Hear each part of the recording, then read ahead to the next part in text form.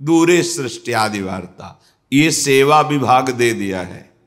भगवान विष्णु की नाभि कमल से ब्रह्मा, ब्रह्मा जी की भ्रकुटी से रुद्रावतार, पालन, सृजन, विनाश, सतोगुण, रजोगुण, तमोगुण के द्वारा अनंत लीलाएं। पर आप निकुंज में रसमयी प्रेममयी क्रीड़ा करते हुए अपने प्रेमियों के संग महासुख की वर्षा करते, स्वानंदिक विलासवान। तो जो इनके चरणों का आश्रय ले लेता है उसे अन्य किसी के आश्रय की जरूरत नहीं पड़ती, क्योंकि जितनी शक्तियां हैं, जितनी सिद्धियां हैं, सब इन्हीं के चरणों से प्रकाशित हैं। जो ऐसा नहीं जानते तो कभी कभी प्रश्न आते हैं कि प्रिया प्रीतम तो अत्यंत सुकुमार हैं, जैसे हमें रक्षा की जरूरत है तो अमुक देवता या अमुक ऐसा। जब मूल में जल चढ़ा दिया तो डाल में, पत्ते में, पुष्प में, सब में पहुंच गया। सबके मूल निकुंज बिहारी लालजू महाराज हैं। गीता जी में स्वयं कहते हैं, ऊर्ध मूल मधा शाखा मस्वत्थम प्राहुरव्ययम, मैं सबका मूल हूं। परब्रह्म की प्रतिष्ठा है हमारे श्री कृष्ण, और जो ब्रजेंद्र नंदन के रूप में प्रकट हुए वही निकुंज बिहारी लालजू अपने रूप से प्रकट हुए हैं। उपासक को अन्य आश्रय लेने की जरूरत नहीं है, क्योंकि अन्य कोई है ही नहीं। ये सब इन्हीं का विलास। पर जो निकुंज में विलस रहे तो दूरे सृष्टि आदि वार्ता, सृष्टि आदि वार्ता से दूर, क्योंकि सृष्टि की सेवा के लिए अंश रूप से आप विराजमान हैं भगवान विष्णु, ब्रह्मा, शिव रूप में आप ही विराजमान, दूसरा कोई नहीं। निज महापूर्णात्म शक्त्याश्रयात, इनकी आत्म शक्ति से ही यह विस्तार हुआ है। ये अपने आप को ही विस्तार को प्राप्त किए हुए हैं। संजीवत्यथ चेष्टते निज निजे कार्य तमेवाद्भुतम। आहा, ये अपने प्रेमी जनों को जीवन प्रदान करने के लिए, प्रेमी जनों का जीवन क्या है? इनकी रूप माधुरी का गान करते हुए, रूप माधुरी का अवलोकन करते हुए, इनकी चरण सेवा में अपना जीवन, तो यही उनकी संजीवनी मूर्य है। ललिता ललित बजावती बीना, गुण गावती सोई जीवन जी जय। कौन से गुण?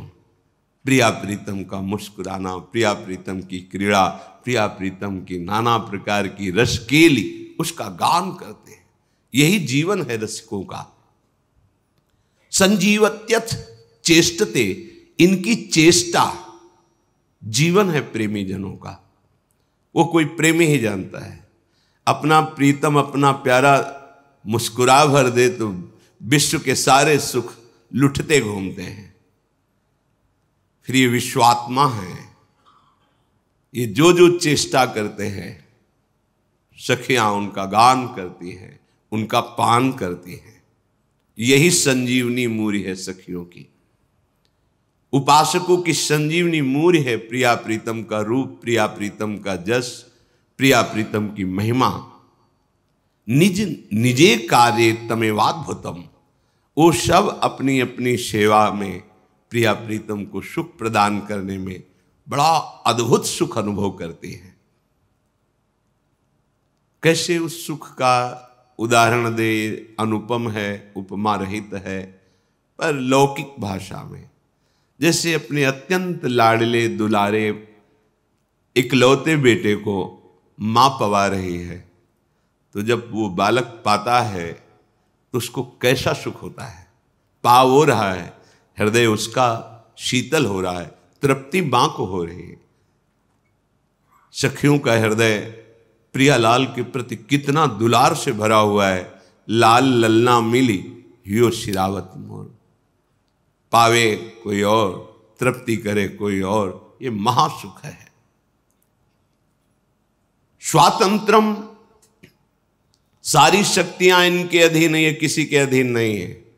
परम स्वतंत्र न सिर पर कोई। परमम परेश, ये ईश्वरों के भी ईश्वर हैं। निकुंज बिहारी लाडली लाल। परमेश महा मानंदिक वृत्तिम श्रेय, परम स्वतंत्र परम महा आनंद वृत्ति युक्त होकर विलसते रहते हैं। ये अनुभव, ये आश्रय उसी को प्राप्त होता है जो रस का अनन्य हो जाता है, रसिक अनन्यों के संग से। हरिराम व्यास जी कहते हैं, तेई रसिक अनन्य जानवे। कौन है रसिक अनन्य? बोले जिनको विषय विकार न हरिसो रति, तेई साधु मानिवे। तेई रसिक अनन्य जानिबे, तिनकी संगति पतित सु उद्धरे। जो बारक बर घर आनिवे, तिनके चरणों दक सो अपने। नख शिख गातिन सानिवे, तेई रसिक अनन्य जानिवे। वही रसिक अनन्य है जिनके हृदय में ये षट विकार शांत हो गए हैं, काम क्रोध लोभ मोह मद मत्सर। कैसे शांत हुए? हर्षोरति, हा हरि रा राधा। प्रिया प्रीतम के चरणार विंद में जिनकी प्रीति हो गई है, उस हृदय में ये षड विकार अपना अधिकार छोड़ देते हैं। अर्थात इन विकारों का स्फुरण ही नहीं होता। तेई साधु मानिवे, वही साधु पदवी को प्राप्त है जो निर्विकार और प्रभु के प्रेम से युक्त हृदय है। वही साधु हृदय है, वही रसिक अनन्य है। हरिराम व्यास जी कहते हैं, प्रियाजू की कृपा से ऐसे रसिकों की संगति मिले तो हमारा उद्धार हो जाए।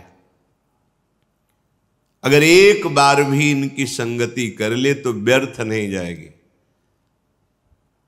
जो वारक घर आनवे, एक बार यदि इनके समीप पहुंचना हो जाए या ये हमारे समीप कृपा करके सानिध्य दे दे, एक बार का मिलना वो व्यर्थ नहीं जाएगा, आपका परम मंगल कर देगा। अगर कहीं ऐसे भगवत प्रेमी महात्मा का चरणोदक मिल जाए और रोज पीने को मिले और अपने सर पे धारण करने को मिले, नखशिख गातिन शानवे, निश्चित निश्चित बहुत जल्दी परिवर्तन होता है। भगवत बुद्धि से इनका चरणोदक उतारा जाए और पान किया जाए और माथे पे रखा जाए, सर पे रखा जाए, एक बूंद दो बूंद से वो आपके जीवन का परिवर्तन कर देगा। रघुगण जी से जड़ भरत जी कहते हैं, गृहस्थ की उपासना, शास्त्रों का स्वाध्याय, तीर्थयाटन, व्रत या अग्नि चंद्र सूर्य की उपासना आदि से ये जो हम तुम्हें तत्वबोध की उपदेश कर रहे हैं, ये नहीं होता। ये होता है महापुरुषों की चरण रज का अभिषेक करने से। आह, रहु गणै तत्तपसा न याति न चेज्जया न निरूपणात् गृहाद्वा न छंदसा नैव जलाग्नि सूर्यो बिना महत्पाद रजोभिषेकम। हरिराम व्यास जी कहते, तिनके चरणोदक सो अपने नख सिख गातन शानवे। यदि कहीं ऐसे प्रेमी महाभागवतों का चरणोदक मिल जाए पीने को और माथे पे धारण करने को, तो ये जो विकार हैं इनसे लड़ने की सामर्थ्य आ जाए, ये परास्त हो जाएंगे विकार। पर बिना महत्पाद रजोभिषेकम, ये कोई भाग्यशाली को बात समझ में आती है। और फिर कहीं कृपा हो जाए और उनको प्रसाद पवाने का सौभाग्य मिल जाए, सुंदर सुंदर भोग प्रियालाल को पवा के और उनको प्रसाद पवाने का सौभाग्य, और कहीं वो पा चुके हैं उनके पत्तल से जूठे किनके उठाकर और वो हमें पाने का सौभाग्य मिल जाए, फिर क्या कहना है। तिनकी पावन जूठन जेवत, क्या होता है, बोले तवही हरि ही आनिवे। जब रसिक महापुरुषों का उच्छिष्ट जाता है तो वो उच्छिष्ट इतना हृदय को पावन करता है। पहले चरणोदक बोले, अब उच्छिष्टामृत का प्रभाव हृदय में हरि प्रिया को प्रकाशित कर देता है। जूठन, संतों की जूठन। 4 महीने बराबर सेवा मिली। नारद जी अपने चरित्र को पूर्व के श्री कृष्ण द्वैपायन भगवान व्यास देव जी से वर्णन करते हैं कि मैं बालक था और मुझे सेवा मिली चातुर्मास्य में संतों की। तो छोटी अवस्था होने के कारण हमें बर्तन मांजने की सेवा मिलती। तो जो जूठन संतों की पात्रों में लगी होती वो छुटा के और उसे पाता और बैठकर उनकी बातें सुनता। 4 महीने के प्रभाव से ऐसे महान वृत्ति का उदय हुआ कि वही अगले जन्म में देवर्षि नारद के रूप में प्रकट हुए। स्वयं नारद जी श्रीमद् भागवत में अपने पूर्व चरित्र का वर्णन किए। 4 महीने संतों की सेवा का फल महाभागवत भगवत स्वरूप देवर्षि नारद बना दिया। तिनकी पावन जूठन जेवत तवही हरि ही आनिवे। महापुरुषों के उच्छिष्ट का बहुत बड़ा प्रभाव है। हृदय में हरि प्रिया प्रकाशित हो जाती है इनकी जूठन पाने से। तिनके वचन श्रवण सुनि तिहि छिन मन संदेह भानिवे। बोले ऐसे भगवत प्रेमी महात्माओं के वचन सुनते ही मन के जितने संदेह हैं वो सब नष्ट हो जाते हैं। सारे प्रश्न शांत हो जाते हैं। आप सुनते रहो, केवल कोई प्रश्न बकाया नहीं रह जाएगा। हर प्रश्न का उत्तर आपको मिल जाएगा सत्संग में। आप केवल ध्यान से सुनिए। तिनकी जीवन धन वृंदावन जीवत मरत बखानवे। व्यास राधिका रवन भवन बिनु तेई क्यों पहचानवे। बोले ऐसे रसिकों का जीवन जो प्रिया प्रीतम के अनुराग में है, और ऐसे रसिकों के जीवन की अंतिम श्वास ये वृंदावन ही है। अर्थात वो अनन्य होते हैं धाम के। ये आ ही जाएगा। प्रीतिस्तद वसति स्थले, अपार प्रीति हो जाती जहां अपने प्यारे प्रकट हुए हैं, प्यारे लीला परायण हैं, उस भूमि में जी नहीं सकते आप। अगर प्रभु की शरणागति युगल सरकार की हो गई है तो आपको ये ब्रजधाम, ये वृंदावन धाम ऐसा प्यारा लगेगा कि अब चाहे नरक मिले, चाहे स्वर्ग मिले, चाहे परम पद मिले, इसकी मुझे कोई परवाह नहीं। चाहे अपराध लगे, अब तो हम धाम के बिना नहीं जी सकते। अब हम ब्रजधाम के बिना, दुर्भाग्य है जो धाम के प्रति प्रीति ना हो, क्योंकि यही धाम आपको ऐसे रसिकों का संयोग कराएगा, ऐसे रसिकों का चरणामृत मिलेगा, ऐसे रसिकों का उच्छिष्टामृत मिलेगा, ऐसे रसिकों का वचनामृत मिलेगा। व्यास राधिका रवन भवन बिनु तेई क्यों पहचानवे। यदि वृंदावन में तुम्हारा भाव नहीं आया तो ऐसे रसिकों से तुम्हारी पहचान हो ही नहीं सकती, और बिना रसिकों के पहचान के प्रिया प्रीतम का प्रेम प्रकट नहीं होता। रंच मात्र प्रेम प्रकट नहीं होता। रे मन रसिकन संग बिन रंच न उपजय प्रेम। रसिक अनन्यों का मिलना दुर्लभ है। बस रसिक अनन्यों की बात मान जाए तो रस में डूब जाएगा। जाकी है उपासना ताही की वासना, ताही को नाम रूप लीला गुण गाइए। यह अनन्य परम धर्म परिपाटी, वृंदावन बसी अनत न जाइए। सोई व्यभिचारी आन कहे आन करे, ताको मुख देखे दारुण दुख पाइए। व्यास होई उपहास त्रास किए, आस अछत कित दास कहाइए। हरिराम व्यास जी के जिसकी तुम्हें भगवत कृपा से गुरु प्रदत्त उपासना है मिली है, उसी के मिलन की, उसी के रूप की, उसी के गुण की, लीला की तुम्हारे हृदय में चाहत होनी चाहिए। ये चाह प्रकट हो गई तो सब चाहें नष्ट हो जाएंगी। इस एक चाह में सामर्थ्य है हर चाह को मिटा देने की। क्या? अब इस जन्म में प्रिया प्रीतम से मिलना होगा। मिलने का उपाय है निरंतर प्रिया प्रीतम का स्मरण करना, नाम जप करना, उनके लीला गुण गायन करना, उनके जनों का संग करना, उनके लिए ही कर्म करना, उनकी प्रसन्नता के लिए, उनके समर्पण के लिए सारी चेष्टाएं, तन मन वचन सब।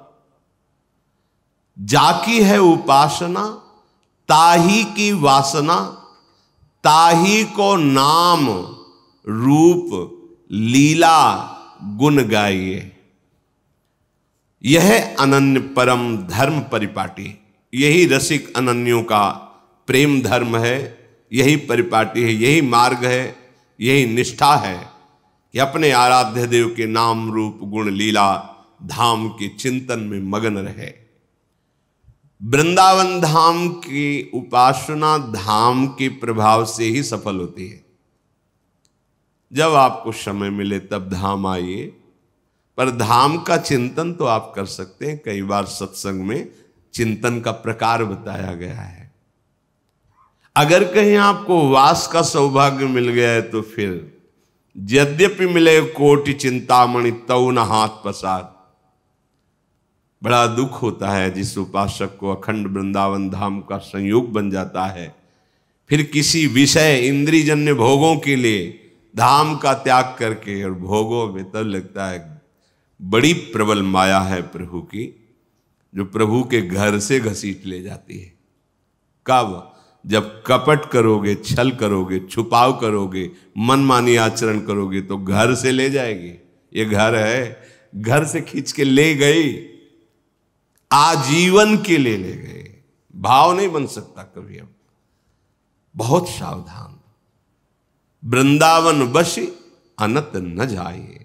अनंत जन्मों की बिगड़ी केवल वृंदावन सुधार देगा। तुम्हारी साधना में त्रुटि हो तो भी वो तुम्हें अपने प्रभाव से परम पद प्रदान करेगा। वृंदावनी प्रभाव सुन अपनो ही गुण देत। सोई व्यभिचारी, वो व्यभिचारी है, बोलता कुछ और है, करता कुछ और है। ताको मुख देखे दारुण दुख पाइए।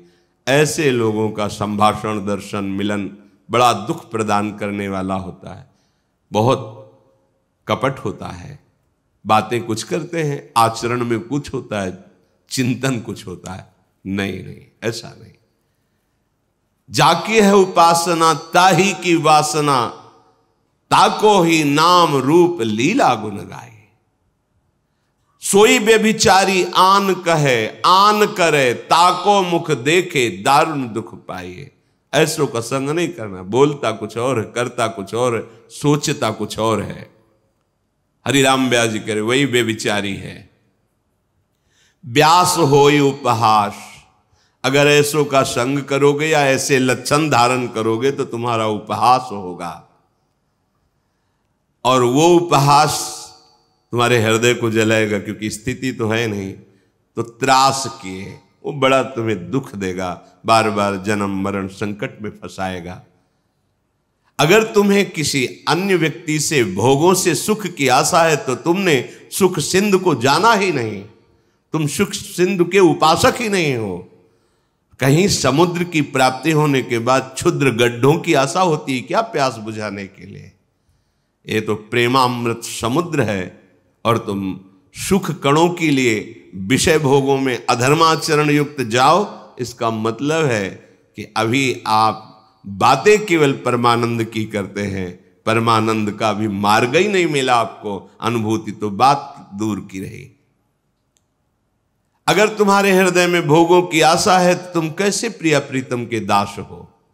व्यास होई उपहास त्रास किए आस अचत, कित दास का कैसे तुम दास कहला सकते हो? श्रीपाद प्रबोधानंद जी यही बात कह रहे हैं। कह रहे कि आनंदानाम परम चरमो यो अवधीर वैष्णवानाम सर्वोर्ध्वानाम सकल हरिशक्त युन्नत नीचान योवा संपूर्णानाम परम भगवद सद्गुणानाम च योवा श्री वृंदावन भुवि वरीवर्ति सर्वोर धामनी। श्रीपाद कह रहे कि वैष्णव का चरम आनंद प्रदान करने वाला ये वृंदावन धाम है। वैष्णव का चरम आनंद क्या है, परम सीमा का आनंद क्या है? हर समय भजन होते रहना। तो यहां फिरे स्वार्थ आपने भजन गए फिरे बाह। पहली बात, जैसे नाम निरंतर चलना, रूप के ध्यान में मगन रहना, लीला गुणों का चिंतन करना, ठीक वैसे ही धाम वास है। धाम अगर आप वास कर रहे हैं, नाम चिंतन में त्रुटि बराबर नहीं हो रहा, रूप का ध्यान भी नहीं हो रहा, लीला गुण में भी रुचि नहीं, तो एकमात्र धाम संपूर्ण भजन हो गया आपका, और यह आपको भगवत प्राप्ति करा देगा। आनंदानाम परम चरमो योवधीर वैष्णवानाम, जो आनंद की चरम सीमा है प्रेम, प्रेम में भजन, वो आपको वृंदावन धाम प्रदान कर देगा। विश्वास कीजिए।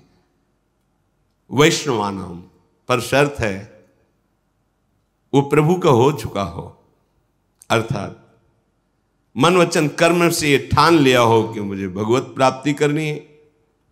उसका उपाय है सदगुरु की शरण, सदगुरु प्रदत्त मंत्र नाम उपासना, उसे वैष्णव कहते हैं। जो वैष्णव है उसको आनंद की परम चरम अनुभूति वृंदावन धाम कराता है। ये विश्वास का विषय है, पक्का ऐसा ही है। अपना साधन भजन क्या है, पर धाम की जब कृपा का अनुभव होता है तब लगता है, जो वाणी जी में धाम कृपालु है ऐसा लिखा है, वो अनुभव कराता है वृंदावन। सर्वोर्ध्वानाम सकल हरिशक्त युन्नतीनांच योवा संपूर्णानाम परम भगवद सद्गुणानाम च योवा। ये श्री धाम वृंदावन समस्त धामों का ऊर्ध्व है, मूल है, सबसे महान, इसी के अंश से सब धाम धामी प्रकट होते हैं। और समस्त शक्तियों को प्रकट करने वाला ये चरम स्थान वृंदावन धाम है, क्योंकि धामी प्रिया प्रीतम से ही सब प्रकट हुए हैं।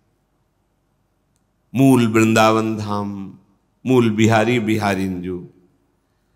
जो महाभागवत वृंदावन धाम का आश्रय, वृंदावन धाम का वास स्वीकार करता है, अन्य संबंध छोड़कर दूरादपास्य सुजनान सुखमर्थ कोटिम सर्वेशु साधन वरेश चिरम निराशा, शर्त है।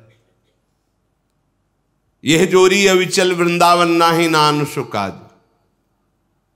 अब ये वृंदावन आपके अंदर वो संपूर्ण उत्तम गुण प्रकाशित कर देगा जिससे प्रिया प्रीतम रीझ जाते हैं, अन्य साधनों से नहीं। वृंदावन धाम का आश्रय, वृंदावन धाम का वास भगवत प्रेमी महात्माओं का सानिध्य दिलाएगा। चरण रज, चरणामृत, उच्छिष्टामृत, वचनामृत, इसके प्रभाव से हमारे हृदय में निर्दोष स्थिति जागृत होगी, निर्विकार स्थिति जागृत होगी। उसी निर्विकार स्थिति में प्रीति का प्रादुर्भाव, उसी प्रेम पुलकन में वो प्रिया प्रीतम की रूप माधुरी का अनुभव करता है। तो सारे सद्गुण धाम की कृपा से उसके हृदय में आ जाते हैं। इसलिए अन्य आश्रय, अन्य वार्ता, अन्य भाव त्याग करके अनन्य भाव से नाम रूप लीला धाम की उपासना में निश्चित, अगर आपकी त्रुटियां भी हैं, गलतियां भी हैं, अपराध भी हैं, तो आप चिंता मत करो। धाम अपने प्रभाव से आपको निर्मल कर देगा। सारे महाभागवतों के सद्गुण दैवी संप्रदा आप में प्रकाशित कर देगा। विश्वास करो, ये धाम कोई जड़ नहीं है, ये चैतन्य घन है।